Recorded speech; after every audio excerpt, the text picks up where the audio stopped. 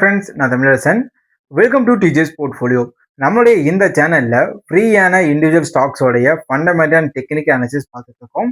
இன்னைக்கு இந்த வீடியோல Jefferies, JP Morgan, Vanguard, Citigroup இவங்கெல்லாம் பை ரெக்கமெண்டேஷன் கொடுத்த ஸ்டாக்ஸ் அண்ட் செல் பண்ண ஸ்டாக்ஸை பத்தி பார்க்க போறோம். குறிப்பா HDFC உடைய டிஃபென்ஸ் ஃபண்டு பை பண்ண ஸ்டாக்ஸ், செல் பண்ண ஸ்டாக்ஸோட லிஸ்ட் எங்கிட்ட இருக்கு. எத்தனை குவான்டிட்டியில வாங்கியிருக்காங்கன்ற ஆகஸ்ட் மந்த் டேட்டாவை சொல்ல போறேன். ஸோ ஃபர்ஸ்ட் நம்ம ஆகஸ்ட் மந்தோட டேட்டா வந்து பார்ப்போம். இப்போ நான் சொல்றது HDFC டிஃபென்ஸ் மியூச்சுவல் ஃபண்டு வாங்கின அவங்களுடைய லிஸ்ட். அதுல மேஸ்டாக் சிப் பில்டர்ஸை வந்து வாங்கியிருக்காங்க. சுமார் 117 கோடி ரூபாய்க்கு வாங்கியிருக்காங்க. இதுல 4,50,000 பங்குகளை ஓன் பண்ணியிருக்காங்க. BDL பாரத் டைனாமிக்ஸ் லிமிடெட் இதுல 17 லட்சமா இருந்தவங்களுடைய ஷேர் ஹோல்டிங்கை வந்து 20 லட்சம் அளவுக்கு மாத்திருக்காங்க. சுமார் 3 லட்சம் பங்குகளை வாங்கியிருக்காங்க. பாரத் ஃபோர்ஜ் லிமிடெட்ல 5,98,000 பங்குகளை புதுசா வாங்கியிருக்காங்க. டேட்டா பேட்டர்ன்ஸ்ல வந்து 22,489, சோலார் இண்டஸ்ட்ரீஸ்ல 3,070 பங்குகளை புதுசா வாங்கியிருக்காங்க. செல் பண்ண பங்குகளுடைய list HDFC defence mutual fund வருது. Cyient DLML, Techno electric and engineering company, Avalontech, JKN industries. இதுல சிஎன்ட்ல மட்டும் 99,543 பங்குகளை வித்திருக்காங்க. JNK இந்தியால 48,869 பங்குகளையும், அவலான்டெக்ல 42,200 பங்குகளையும், டெக்னோ இண்டஸ்ட்ரீஸ் அதாவது எலக்ட்ரிக் அண்ட் இன்ஜினியரிங் கம்பெனில 13,220 பங்குகளை வித்திருக்காங்க. ஓகே, இப்போ ஜேபி மார்கன் கொடுத்த பைக்கால் என்னன்னு பார்ப்போம். ஃபர்ஸ்ட் ஓவர் வெயிட் ரீஜியன்ல காமிச்சிருக்கக்கூடியது குமின்ஸ், தெர்மேக்ஸ், சிஜி பவர் இதெல்லாமே ஓவர் வெயிட் ரேஞ்சில் சொல்லியிருக்காங்க. அண்டர் வெயிட் ரேஞ்சில் இருக்கிறது சைமன்ஸ் அண்ட் BHEL. இன்னைக்கு கூட பார்த்தீங்கன்னா BHELக்கு 250 கோடி ரூபாய் மதிப்பு மிக்க ஒரு ப்ராஜெக்ட் கிடைச்சிருக்கு. ஸோ இதனோட பங்கோட பிரைஸ் வந்து உயர்ந்திருக்குங்க. இப்போ பிராஜ் இண்டஸ்ட்ரீஸ், ABB இது ரெண்டுக்கும் பார்த்தீங்கன்னா நியூட்ரல் ரேட்டிங் வந்து கொடுத்துருக்காங்க. அதுக்கு அடுத்தது ஜெஃப்ரீஸ் கொடுத்திருக்கக்கூடிய 8 பங்குகள் என்னென்னன்றதை சொல்ல போறேன். இந்த 8 பங்குகள்ல முதல் இடத்துல இருக்கக்கூடியது ரிலையன்ஸ் இண்டஸ்ட்ரீஸை வந்து பை பண்ண சொல்லியிருக்காங்க. ஸோ இதுக்கான காரணத்தையும் சொல்லியிருக்காங்க. உங்களுடைய எபிட்டா growth வந்து 11% உயர வாய்ப்பு இருக்கு. CAGR 2025 பார்க்கும்போது 28% உயர போகுது. ஜியோ மட்டும் 22% growth காமிக்க வாய்ப்பு இருக்கு. ரிட்டேல்ல 14% growth இருக்க வாய்ப்பு இருக்குன்னு சொல்லியிருக்காங்க. ஸோ இதனால Reliance இண்டஸ்ட்ரீஸ்க்கு buy call. Coforge, so இவங்க கிட்ட நல்ல ஒரு ஆர்டர் புக் இருக்கு. 1.55 பில்லியன் அளவுக்கான ஆர்டர் புக் இருக்கு. ஸோ இதுல ஆர்கானிக் இவங்க கூடிய வளர்ச்சி ரெவன்யூ growth வந்து 21% இருக்கும்னு சொல்லியிருக்காங்க. ஸோ இதனால பை கால் கொடுத்திருக்காங்க. கூடவே ஏர்னிங் பர் ஷேர் EPS வந்து 23% அளவுக்கு காம்பவுண்டிங் ஆவரேஜ் growth வந்து இருக்கும். ஸோ இதனால பை ரேட்டிங் கொடுத்திருக்காங்க. அடுத்தது சைமன்ஸ், நல்லா பார்த்துக்கோங்க. மார்கனும் பை பண்ண சொல்லியிருக்காங்க. சைமன்ஸை இப்போ ஜெஃபரிஸும் பை பண்ண சொல்லியிருக்காங்க. இந்தியாவுடைய லார்ஜஸ்ட் பவர் எக்யூப்மெண்ட் மேக்கரான இவங்க கிட்ட 1,82,000 கோடி அளவுக்கான ஒரு ஆர்டர் வந்து இருக்கு. ஸோ இதனால இவங்களுடைய ஏர்னிங் பர் ஷேர் வந்து CAGRல 50% உயர போகுது.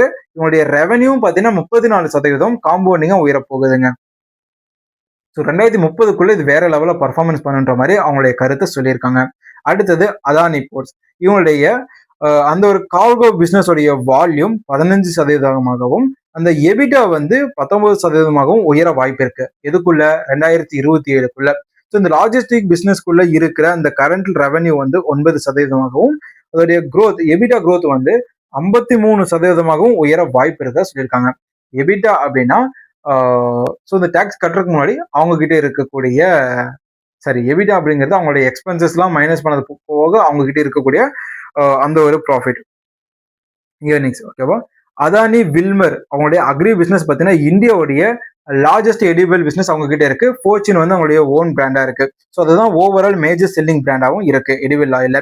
ஸோ இதுல அவங்களுடைய FMCG business 25% compounded annual growth ரேட்ல இருக்கிறதாகவும் அவங்களுடைய 6,000 கோடி ரூபாய் ரெவன்யூவை கிராஸ் பண்ண வாய்ப்பு இருக்கிறதாகவும் சொல்லப்படுது. ஸோ இதனால APSம் உயரும். ஸோ EPS உயரும் போது அவங்களுடைய ஷேருடைய மதிப்பும் உயரும்னு சொல்லியிருக்காங்க. அடுத்தது சன் ஃபார்மா, இவங்க வந்து ஒரு மிகப்பெரிய ஒரு கம்பெனி, குளோபல் லெவல்ல நிறைய இந்த மெடிசின்ஸ் எல்லாம் பண்ணிட்டு இருக்காங்க. மேன்கின் ஃபார்மா இவங்களும் பார்த்தீங்கன்னா 80% சேல்ஸ் வந்து இந்தியாவுக்குள்ள வந்து இருக்கு. ஸோ தெரப்பி சம்மந்தப்பட்ட அந்த ஜெல்லு, டானிக்ஸ் இவங்களாம் சேல்ஸ் பண்ணிட்டு இருக்காங்க. இவங்களுடைய EPSம் உயரும். ஸோ அதனால மேன்கின் ஃபார்மாக்கும் பைக்கால் வந்து கொடுத்துருக்காங்க. அடுத்தது GMR ஏர்போர்ட்ஸ். இது வந்து one of the listed, one and only listed private airport operator in India. இவங்களுடைய டொமஸ்டிக் பேசஞ்சர் அதுல இருந்து வரக்கூடிய இன்கம் பார்த்தீங்கன்னா 27% இருக்கு. ஸோ இவங்களுடைய EBITDA 26% compound annual growth rate achieve பண்ண வாய்ப்பு இருக்கு. எதுக்குள்ள 2025 இருந்து 2028க்குள்ள.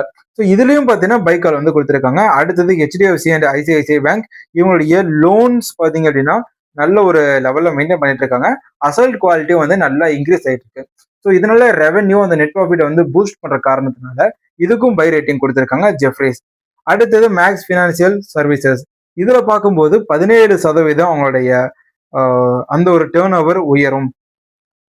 இப்ப ஜிஎஸ்டி ரிஃபார்ம்ஸ்லாம் வந்திருக்குங்களா, ஸோ இதன் மூலமா அவங்களுடைய growth வந்து உயரும் அப்படின்னு சொல்லியிருக்காங்க.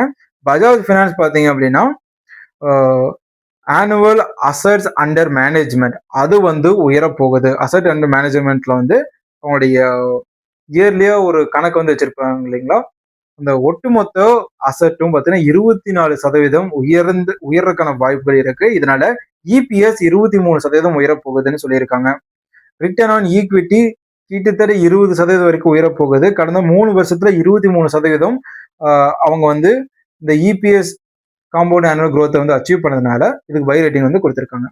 அடுத்தது சோழமண்டலம் ஃபினான்ஸ். இவங்களுடைய டைவர்சிட்டி போர்ட்ஃபோலியோனால இவங்களுடைய அசட் அண்டர் மேனேஜ்மெண்ட் வந்து 21% உயரப்போகுது. இதனால ROE ரிட்டர்ன் கேபிட்டல் வந்து 20% டச் பண்ணும். ஸோ இதனால பை பண்ணணும்னு சொல்லியிருக்காங்க. மகேந்திரா இவங்களுடைய எபிட்டா உயரப்போகுது. Tractor sales and passenger vehicle sales வந்து 60%க்கு மேல உயர்ந்திருக்கு. இவங்களுடைய ப்ரொஜெக்ஷன் வந்து சுமார் ஒரு 19% அளவுக்கும் மேல போகும்னு சொல்லியிருக்காங்க. எதோட ப்ரொஜெக்ஷன்? ஏர்னிங் பர் ஷேர் உடைய ப்ரொஜெக்ஷன். TVS motor. இந்த ஜிஎஸ்டி ரேட் கட்டினால எக்ஸ்போர்ட் வந்து அதிகமாக இருக்கு. இதனால 28% எக்ஸ்போர்ட் ரெவன்யூ உயர வாய்ப்பு இருக்கு. இதனால நெட் ப்ராஃபிட்டும் உயரும். டொமஸ்டிக் மார்க்கெட் சேல்ஸும் பார்த்தீங்கன்னா 14% உயர வாய்ப்பு இருக்கு. இதுல மார்ஜினும் பார்த்தீங்கன்னா அந்த அளவுக்கு உயர போகுது. இதனால இதோட ஏர்னிங் பர் ஷேர் 27% உயர போகுது அப்படின்னு சொல்லியிருக்காங்க. இதனால இதுக்கும் பை ரேட். ஜிந்தால் ஸ்டெயின்லெஸ் ஸ்டீலுக்கும் பார்த்தீங்கன்னா பை ரேட்டிங் தான். இந்துஸ்தான் ஏரோநாட்டிக்ஸ்களுக்கு 1,90,000 கோடிக்கான ஆர்டர் வந்து இருக்கு. இதுல பைப்லைன் ப்ராஜெக்டுக்கான 2,50,000 கோடி ஆர்டரும் இருக்கு. ஸோ இவ்வளோ ஆர்டர் வச்சிருக்கிறதுனால இது வந்து ட்ரஸ்டட் ஒரு நிறுவனமா இருக்கு. ஏர்னிங் பர் ஷேரும் 24% உயரும்னு சொல்லியிருக்காங்க. JSW எனர்ஜி இதுக்கும் பை ரேட் வந்து கொடுத்துருக்காங்க. 43% எபிட்டா உயரப்போகுது. இதனால பை பண்ணி வச்சுக்கோங்க. டெபிட் டு ஈக்விட்டி, ஸோ அதெல்லாம் அடுத்த கதை பார்ப்போம். நவீன் ஃப்ளோரைனுக்கு buy rating. Lodha developers, Jubilant food works, Ultratech சிமெண்ட்க்குலாம் பை ரேட்டிங் கொடுத்துருக்காங்க. ஆம்பர் என்டர்பிரைசஸ் இந்தியாவுடைய largest RAC maker. Bharti Airtel, Interglobe aviation இவங்களுக்கெல்லாம் பார்த்தீங்கன்னா பை ரேட்டிங் கொடுத்துருக்காங்க. ஸோ இந்த ஒரு வீடியோவில் கிட்டத்தட்ட நம்ம ஒரு 40 ஸ்டாக்ஸோடைய பேரை வந்து பார்த்துட்டோம். பை பண்ண சொல்லியிருக்காங்க, சிலவங்க வந்து செல் பண்ண சொல்லியிருக்காங்க. HDFC மியூச்சுவல் ஃபண்ட் சில இதை பை பண்ணியிருக்காங்க, சில இதை செல் பண்ணியிருக்காங்க. ஸோ இந்த டேட்டா எல்லாமே உங்களுக்கு குமுலேட்டிவா யூஸ்ஃபுல்லாக இருக்கும் நம்புறேன். தேங்க்ஸ் ஃபார் வாட்சிங். Tata bye. இந்த மாதிரியான வீடியோஸ் கடகடன்னு சொல்றது நல்லா இருக்கா, இல்லை நிறுத்தி நிதானமா எக்ஸ்பிளைன் பண்றது நல்லா இருக்கான்றத கமெண்ட் பண்ணுங்க. தேங்க்ஸ் ஃபார் வாட்சிங். Tata bye.